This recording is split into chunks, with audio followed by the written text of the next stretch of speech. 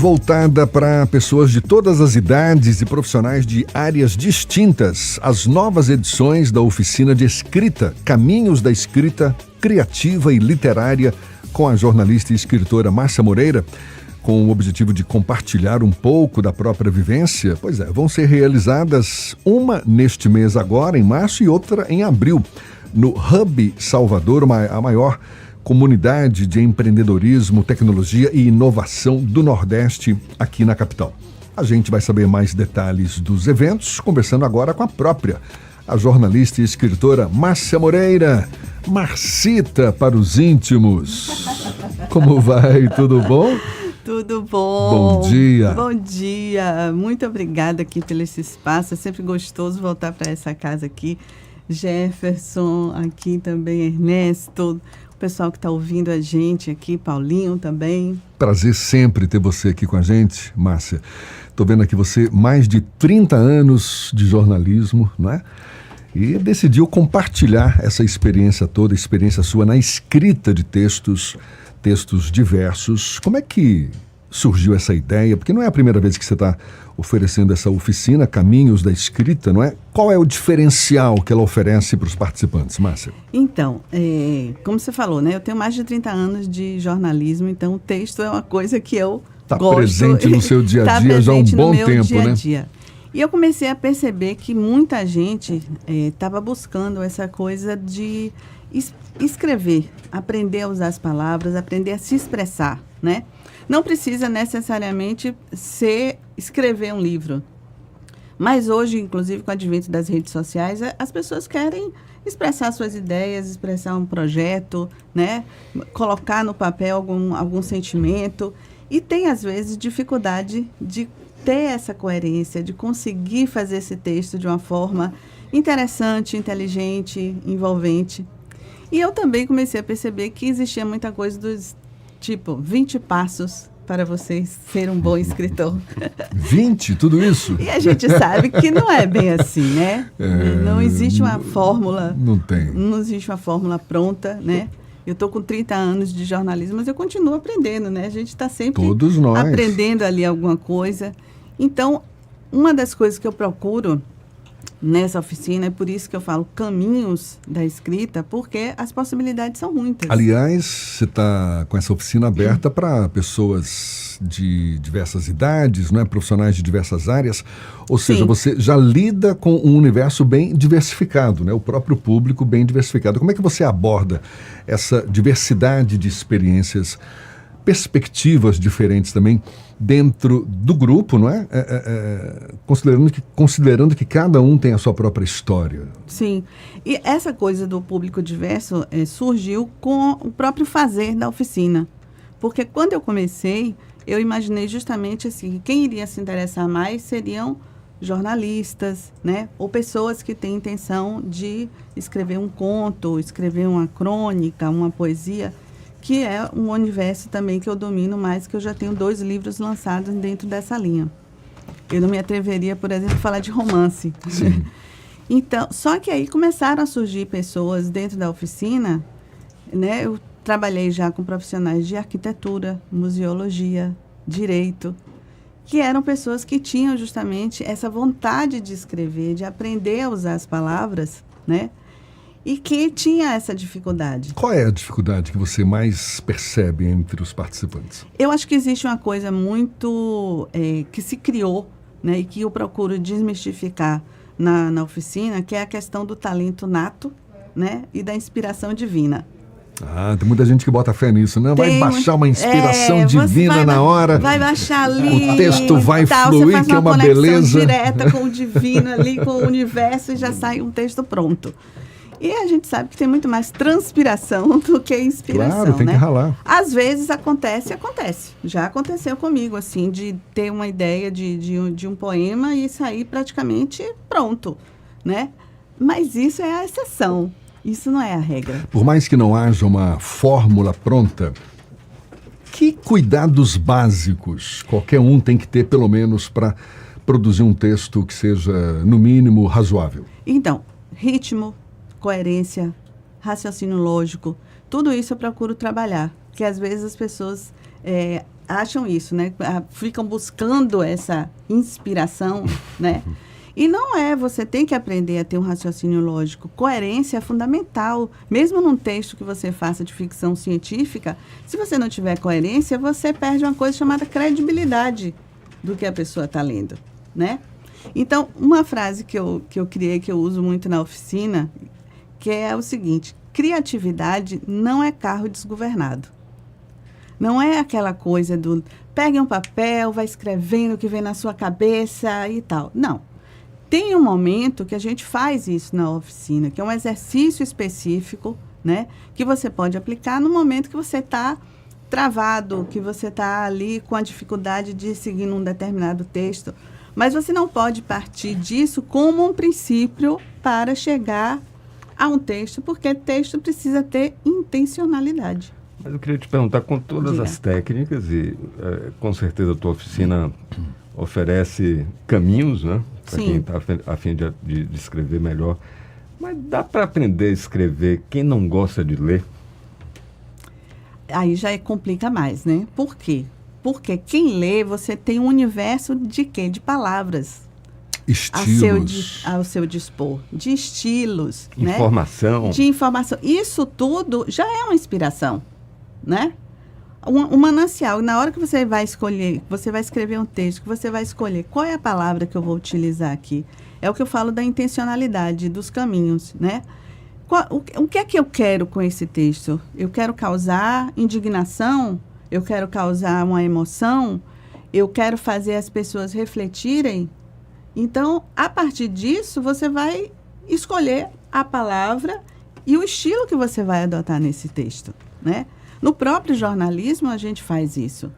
Você pode fazer um texto, como eu chamo de texto feijão com arroz, que é aquele texto correto do ponto de vista de ter as informações necessárias para que aquela notícia seja entendida, mas não é um texto que te emociona, não é um texto que te faz refletir, não é um texto que te instiga a alguma coisa. Ele apenas traz as informações corretas, né? Agora, Marcita, para nós da comunicação, a escrita é parte do trabalho, né? Sim. Mas outros profissionais, você falou que a tua expectativa inicial era que colegas, jornalistas e tal, procurassem oficina, e depois você começou a ver gente do direito, da arquitetura, enfim, Isso. da área da saúde, porque na verdade todo mundo precisa escrever com o mínimo de coerência, né? Eu já vi, por exemplo, relatórios médicos que, minha Nossa Senhora, mesmo digitado, era melhor aquela letra clássica, letra de médico, pelo menos eu não entendi nada por causa da letra do cara, né? Você tenta ler o texto que o cara escreveu no computador e parece ter pé nem cabeça, fora os termos técnicos, etc. Mas, por exemplo, agora vai rolar o Enem dos concursos. Isso. O concurseiro, por exemplo, precisa ter uma certa destreza, né? Sim. Não só para a prova de redação, né? Sim, mas é a questão da coerência do raciocínio lógico, né? Um texto você tem que... É o que eu falo, é a intencionalidade do que você quer fazer com aquele texto. Que tipo de reflexão? Se você vai escrever, no caso aí especificamente, como você está falando, dos concursos. Não, eu quero desenvolver um texto sobre meio ambiente, né?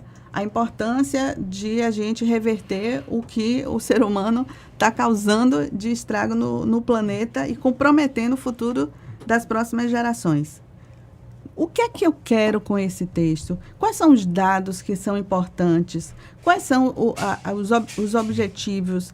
Quais são os focos que eu preciso abordar? Que tipo de números, que dados, né, eu posso apresentar nesse texto?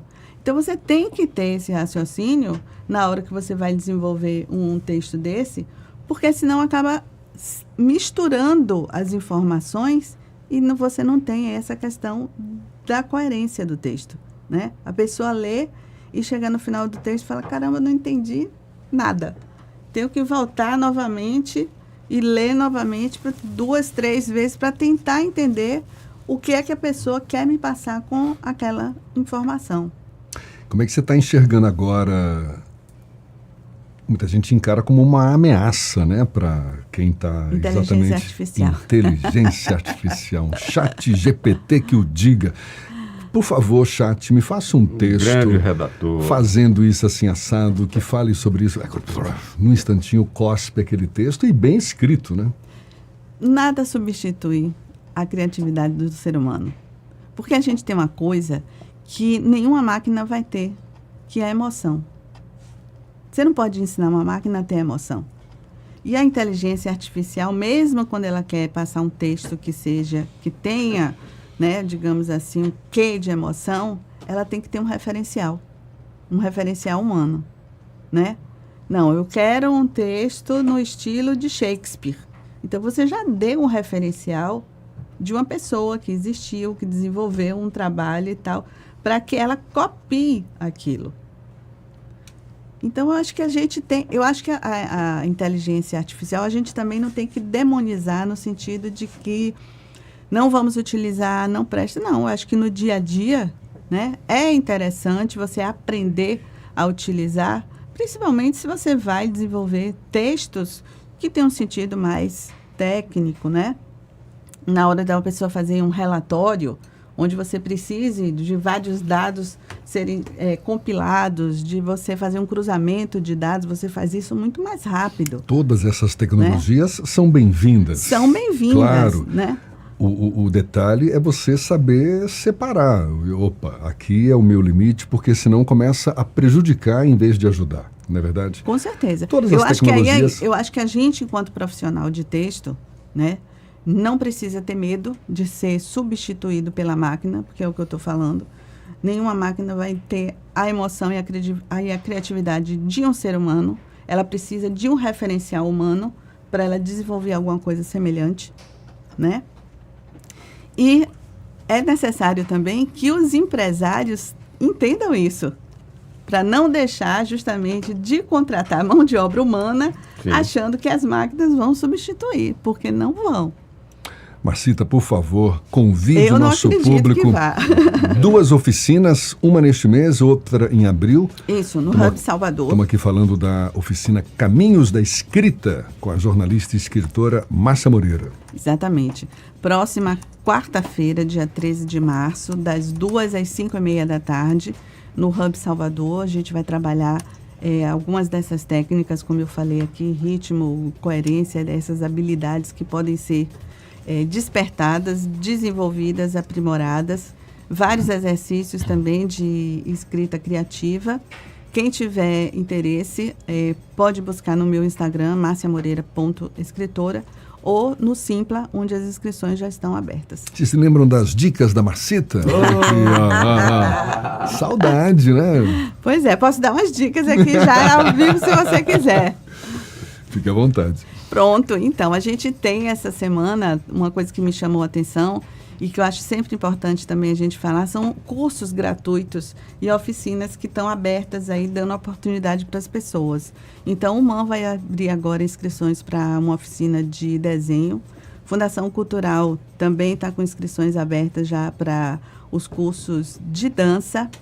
E Caixa Cultural também tem vários cursos começando, se eu não me engano, a partir dessa quinta-feira, vale a pena dar uma olhada também. Olha aí, Márcia Moreira, sem perder o hábito das dicas da Marcita. Márcia, matando parabéns. Saudades. É isso aí. Matando saudades. Muito legal, parabéns, que seja uma belíssima experiência, uma nova experiência, continuidade de uma experiência, mas com um saborzinho novo. Então, oficina de escrita, Caminhos da Escrita, dia 13 agora? Isso, próxima semana já. E em abril? No dia 10 de abril. 10 de abril. Então, procura lá, Márcia Moreira, no Instagram. marciamoreira.escritora, ou já vai direto no Simpla, que as inscrições já estão sendo feitas por lá. Sucesso, Márcia. Muito obrigada. Beijo para todo mundo. Aguardo vocês lá na oficina. Beijão, bom dia para você. 8:45 agora.